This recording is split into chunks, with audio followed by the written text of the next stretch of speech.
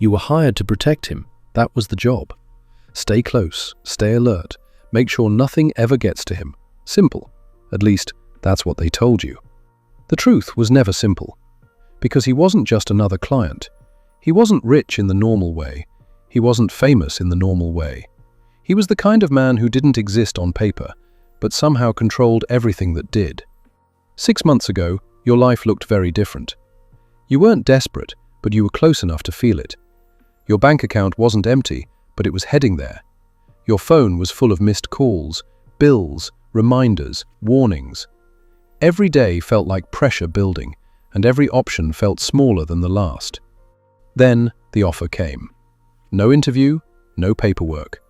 Just a black car pulling up outside your building. The window rolled down, and a man looked at you like he already knew the answer. He opened a briefcase. Cash. Stacked perfectly. Clean. Enough to solve everything. All you have to do is stay loyal. That's all he said. No details, no explanation. You should have asked questions. You didn't, because you already knew if you asked too much, you'd have to walk away. And you couldn't afford to walk away. So you said yes. And that's where it started. The first time you met him, he didn't acknowledge you, didn't shake your hand, didn't look at you. You stood behind him while he spoke on the phone. Calm voice, controlled tone. He wasn't loud. He didn't need to be. Because every word he said carried weight. People didn't argue with him. They agreed, immediately. That's when you understood something. You weren't protecting a person. You were protecting power. And power like that doesn't come clean. The rules came fast. You stay within arm's reach, always. You don't question anything. You don't hesitate. And if something happens, you don't react like a normal person. You step in, without thinking, without fear, because your life means less than his. You accepted that. At least, you told yourself you did. The job changes you. Not all at once. Slowly, quietly. You stop thinking like a normal person. Every room becomes a threat. Every face becomes a possibility. You start scanning exits without realizing it. You start noticing things others don't. Hands, eyes, movement. You don't relax anymore, even when you're off the clock, even when you're home. You sleep lighter, react faster, think differently. And eventually, you stop feeling things the same way. Until one night, everything shifts. You're walking through the house, routine check, same as always. Everything is quiet. Too quiet. Then you see it. A door, slightly open. That never happens. Not in this house. Not under this level of control. You stop, look around, then slowly push it open. Inside, it's not what you expected. No weapons, no stacks of cash, just screens, rows of them. Live feeds from different locations, different angles, different people. Some you recognize, some you don't, but all of them are being watched. You step closer. Something about it pulls you in, and then you see it. A file, open. You shouldn't look. You do anyway. Your name, your photo, your address, your family, everything. Detailed, organized. Not just surveillance, control, schedules, habits, patterns, weaknesses. You scroll further, more files, other guards, other people, everyone connected to him, documented, tracked, managed. That's when it hits you. You weren't hired, you were chosen. Every detail about you was already known before you ever said yes. Footsteps echo behind you. You close the screen, step back.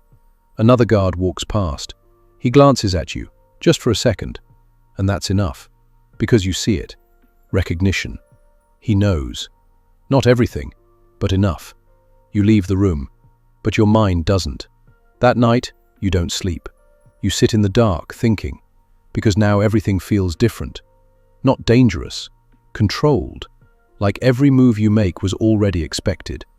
You start paying attention, not to threats, to patterns, schedules, timing, gaps. You start mapping everything in your head, not because you want to, because you can't stop. At first, it's instinct. Then it becomes something else. A plan. Not to take him down, not to expose him, just to test something, to see if it's possible to break the system. You start small, tiny changes, nothing obvious, a delayed reaction, a different position. You wait for a response. There isn't one. Or worse, there is, and it's invisible. That's when you realize something. You're not ahead of this, you're inside it. The night it happens, everything feels normal. Too normal. You're in position, standing behind him, like always. Same distance, same posture.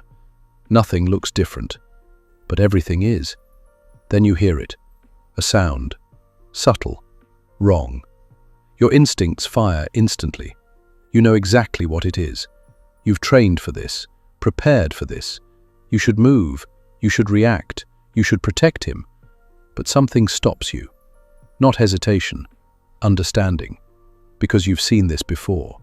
On those screens, in those files, this exact moment, already planned, already expected. You don't move, not because you chose not to, because you were never meant to. Everything unfolds exactly as designed, fast, precise, controlled. And when it's over, you're still standing there, alive, untouched, unshaken. Later, he calls you in. You step into the room. He's sitting there, calm, like nothing happened. He looks at you, for the first time like you matter. And then he says it. You did exactly what I expected. And in that moment, everything becomes clear. You didn't set him up. You didn't break the system. You were part of it. Every step, every decision, every thought you believed was your own was already accounted for. You were never protecting him. You were never in control. You were just another piece, placed exactly where he needed you. You were hired to protect him. But the truth is, you were part of the plan all along.